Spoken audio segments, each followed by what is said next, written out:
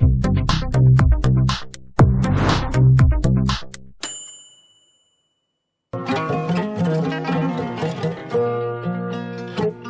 Mauritanie est un pays semi-aride situé sur la façade atlantique de l'Afrique de l'Ouest. Le pays occupe une superficie de 1 030 700 km² et abrite une population de 3 900 000 habitants avec un produit intérieur brut de 1 127 $ par habitant. La Mauritanie est fortement dépendante de ses ressources naturelles. Elle possède une côte de 600 km de long, l'une des côtes les plus poissonneuses au monde grâce à un écosystème littoral exceptionnel. L'élevage de moutons, de dromadaires et de bœufs se positionne comme deuxième source économique après la pêche et avant le minerai de fer, le pétrole et l'agriculture.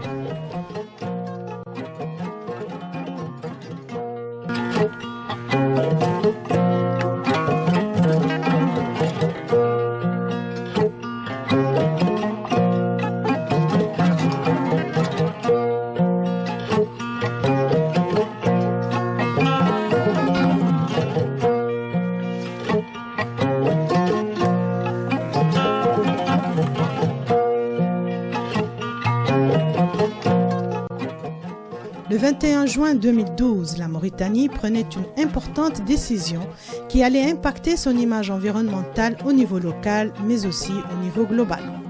Retour sur cet événement majeur en images.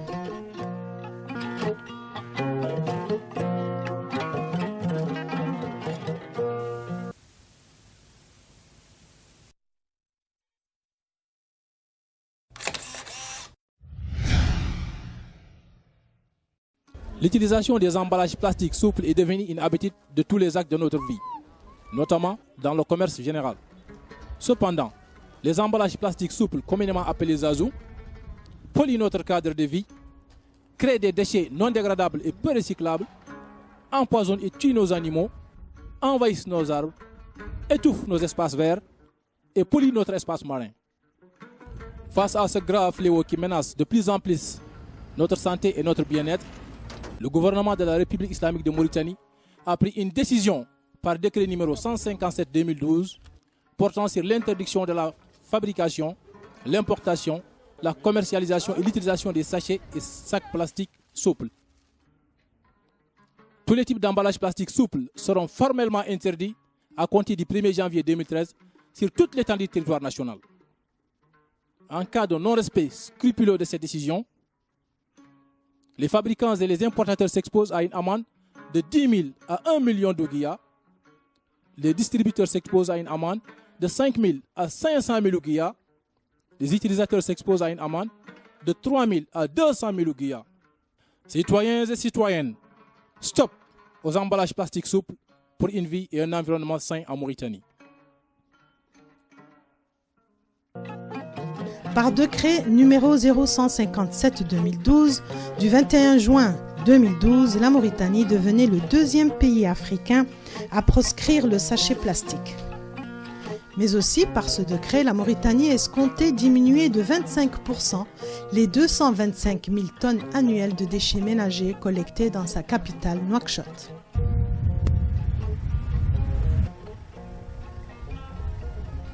Compte tenu de ce problème extrêmement important de pollution liée aux emballages plastiques souples, et la dégradation de l'esthétique environnementale et urbaine, le gouvernement a lancé une réflexion depuis quelques années sur la manière de gérer durablement et efficacement ces emballages ou de trouver une solution pour réduire leur usage et par conséquent leur mise en décharge dans les communes. Nous, en tant que membres des organisations de la société civile, on s'était beaucoup réjouis au départ quand la Mauritanie a pris certaines dispositions réglementaires pour interdire l'utilisation des sachets en plastique. Parce que déjà les conséquences sur le terrain se faisaient ressentir. On sait que le sachet plastique, il n'est pas biodégradable. Donc il peut rester, en tout cas dans le milieu naturel, pendant des centaines, des dizaines, voire des centaines d'années, sans perdre en tout cas toute sa composition initiale. Donc ça, c'est un phénomène qui fait qu'il est particulièrement dangereux pour l'environnement, pour tous les segments de l'environnement, aussi bien pour les ressources hydriques, aussi bien pour les ressources forestières, aussi bien pour les ressources pastorales. Et partant, pour les populations qui elles-mêmes tirent des revenus de l'exploitation de ces ressources, qu'elles soient hydriques, forestières ou pastorales.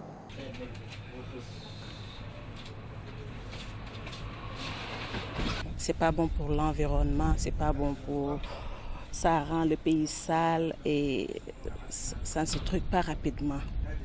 Il y avait beaucoup de sachets en ville. Ouais. Pour moi, ça c'est une très bonne chose. Le décret 0157-2012, émis par le Premier ministre, a été ratifié par les 4 ministères qui sont immédiatement interpellés par son application. Le ministère de l'Environnement, le ministère de l'Intérieur, le ministère des Finances et le ministère du Commerce. Le 31 décembre 2012, les 4 ministres signataires, et pour marquer ce moment fort, se sont tenus par la main pour battre le pavé. Ce pavé enfin libéré de l'emprise expansionniste du Zazu ou sachet plastique. Ils ont effectué ensemble la première saisie de ce nouvel hors-la-loi qu'est devenu le sachet plastique dans les différents points névralgiques de la ville de Nouakchott. Ainsi donc, le 1er janvier 2013 à 0h, la Mauritanie entrait en guerre contre l'une des technologies les plus dangereuses de notre monde contemporain. «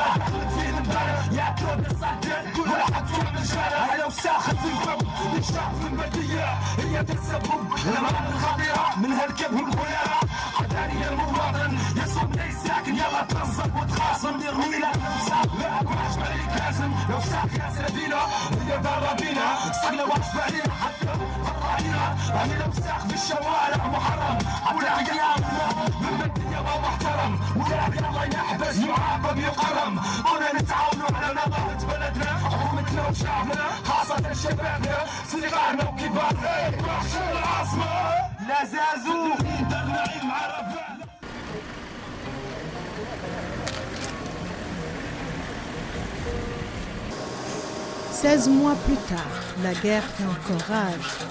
La délégation régionale pour l'environnement, toujours seule ou presque dans ce combat inégal, continue la traque d'un ennemi qui fait de la résistance. Face à l'ampleur de la tâche qui lui incombe, quelle stratégie applique la délégation régionale pour faire appliquer le décret 0157-2012 ? Est-elle suffisamment préparée et outillée en moyens humains et matériels ? Bénéficie-t-elle des appuis des autres départements? Et comment procède-t-elle en pratique? Dans le cadre de la campagne menée déjà il y a quelques mois, et dans le cadre toujours de l'interdiction de ces sachets plastiques, conformément au décret 157 de 2012, c'est après les investigations, les recherches que nous faisons, le plus souvent qu'on décèle exactement une quantité donnée de plastique souple. Nous avons un texte de loi clair avec son décret d'application numéro 157 de 2012. وهذا محدد عن أنواع زازو المحرمة وزازو بلاستيك كامل المرئ. Ce texte définit le produit plastique souple comme interdit. Et tous ces échantillons présentés ici, dans leurs différents formats, sont interdits. كامل البلاستيك المرئ اللي محرم بنص قانوني واضح. احنا تقريبا عندنا 4 فرق 5 فرق يوميا. Chaque jour, nous envoyons 3 à 4 équipes sur le terrain, avec des bons de contravention, qui sont des reçus émis par le Trésor public. Et chaque contrevenant reçoit un reçu conforme à sa pénalité. Ces 3 rangées que vous voyez là sont les bons de contravention relatifs aux sachets plastiques. Les bons sont déjà remplis et les montants consignés sont déjà versés au Trésor public. La catégorie A est de 3 000 ouguiya, la catégorie B de 5 000 ouguiya, la catégorie C de 10 000 ouguiya, la catégorie D de 20 000 ouguiya et la catégorie E de 45 000 ouguiya.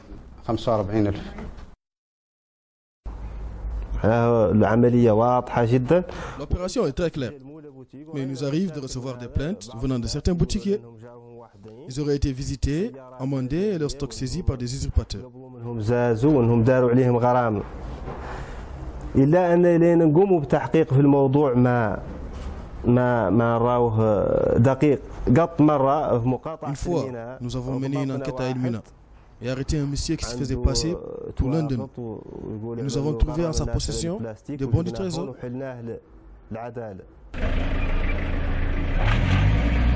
Je rappelle que le décret est un décret conjoint entre 5 départements. Le ministère des Finances, le ministère de l'Intérieur, le ministère du Commerce, notre département. Voilà, et toutes les parties doivent jouer leur rôle et participer dans l'application du décret.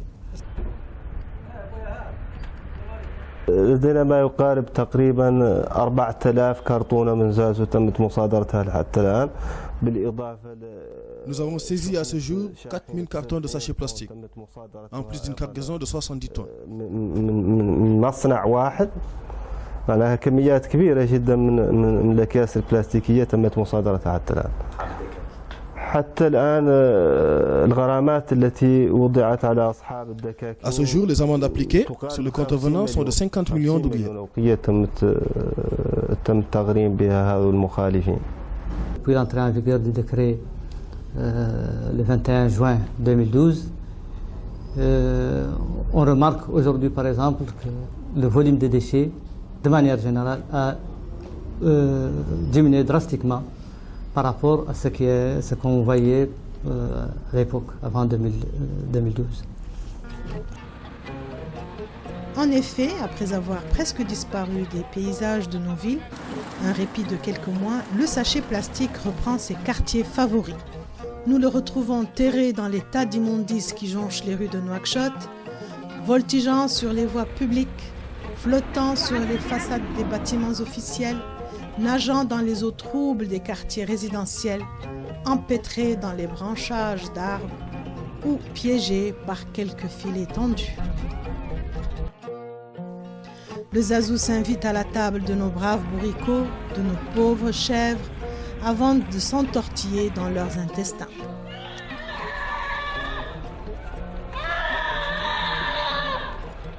Selon l'abattoir national, 80% des bovins venant du monde rural et abattus à Nouakchott présentaient des panses remplies de plastique.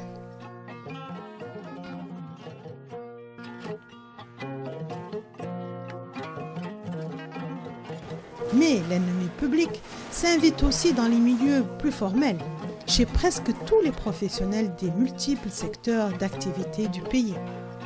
On le retrouve chez les exportateurs de nos produits de pêche, dans les chantiers de bâtiments, chez les artisans, sur les étals des vendeurs, des épiciers, des teinturiers, entre les doigts du simple citoyen lambda, mais aussi dans les mains des citoyens les plus prestigieux.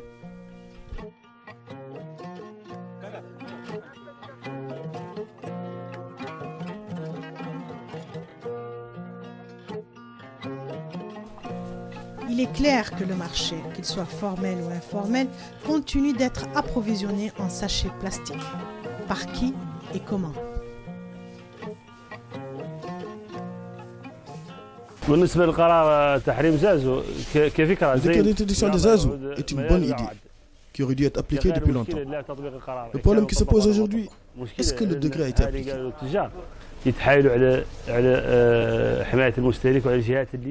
Le problème est que les commerçants traficotent avec les autorités chargées de l'application du décret et ils trichent.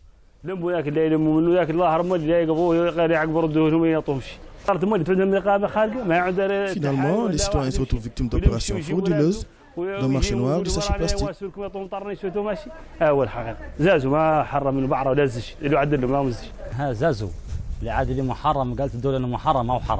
L'introduction des azous décrétée par le gouvernement n'est pas appliquée.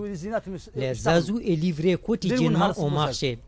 Il y a 5 usines qui fabriquent les azous nuit et jour et livrent leurs marchandises aux vies et aussi de tout le monde. Il y a bien évidemment des magouilles et un business entre les autorités et les propriétaires d'usines. L'État peut fermer les usines, pourquoi ne l'a-t-il pas fait? L'introduction des azous est un complot contre les citoyens, rien d'autre.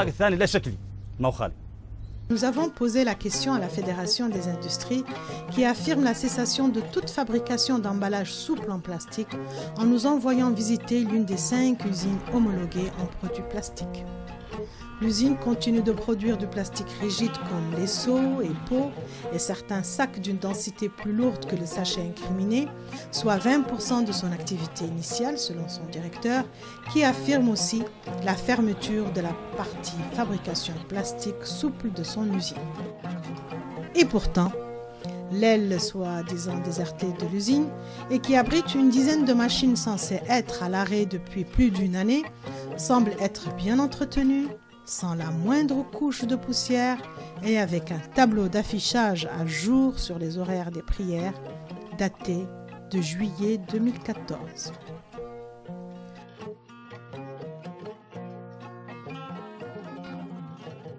Le constat est alarmant et l'heure est grave. Comment sommes-nous arrivés là? Et comment réagir pour venir à bout de l'ennemi public le plus célèbre de tous les temps?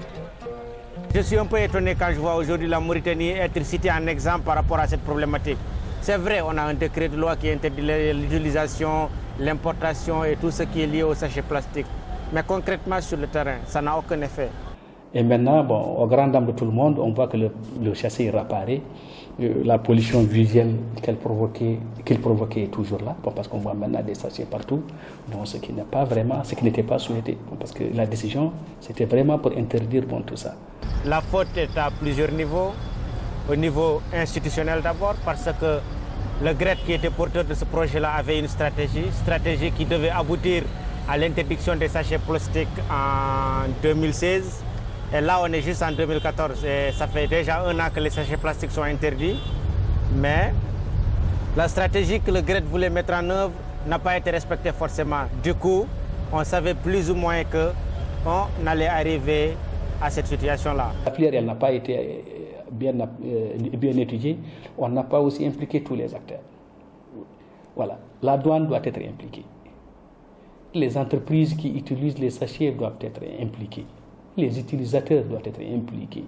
Bon, tout le monde doit être impliqué bon, pour qu'on sache bon, comment on doit intervenir, comment on doit interdire l'utilisation bon, de ces sachets-là, pour que chacun puisse jouer le rôle qui est le sien, en tout cas au niveau de tout ce dispositif-là qui doit être mis en place. Interdire les sachets, c'est bien, mais qu'est-ce qu'on met à la place des sachets? Il n'y a pas d'alternative crédible qui a été promue et il n'y a rien qui permette aujourd'hui de dire à la population, ok, n'utilisez pas les sachets plastiques, vous avez ceci à la place, qui soit en termes de coût assez équivalent et qui soit en termes d'impact environnemental moins dégradant. Ça me pose beaucoup de problèmes. Les sachets poubelles à la maison, j'en trouve presque pas. Et pour mettre la viande, les poissons, tout ça, on prenait les sachets en plastique, mais puisqu'on n'a plus quelque chose qui remplace ça, là c'est un grand problème. Il n'y a pas eu un grand travail de sensibilisation quand cette décision a été prise. Donc elle devrait être accompagnée par un travail de sensibilisation pour que les gens qui utilisent ces sachets sachent pourquoi on les a interdits et quel danger ces sachets vont représenter pour eux. Maintenant, il leur appartient de réfléchir et de peut-être réinviter tous ceux qui étaient autour de la table, tous ces acteurs-là, que ce soit les producteurs de sachets plastiques, que ce soit les importateurs, que ce soit les organisations de la société civile et le GRET, bien sûr, qui est l'un des porteurs de ce projet-là, qui réinventent un peu ce processus, qui essaient de voir comment ils peuvent améliorer les choses afin que cette décision ne soit pas juste une décision.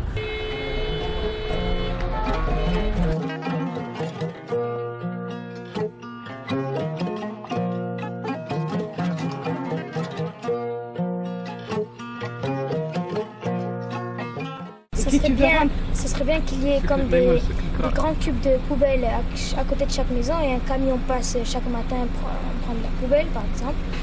Ou, je sais pas, qui crée un espèce de nouveau sachet, mais pas en plastique, qu'ils puissent garder et voilà, qui se vendent à la boutique. Et voilà, qui mettent des poubelles un peu partout. Et comme ça, la ville sera un peu plus propre.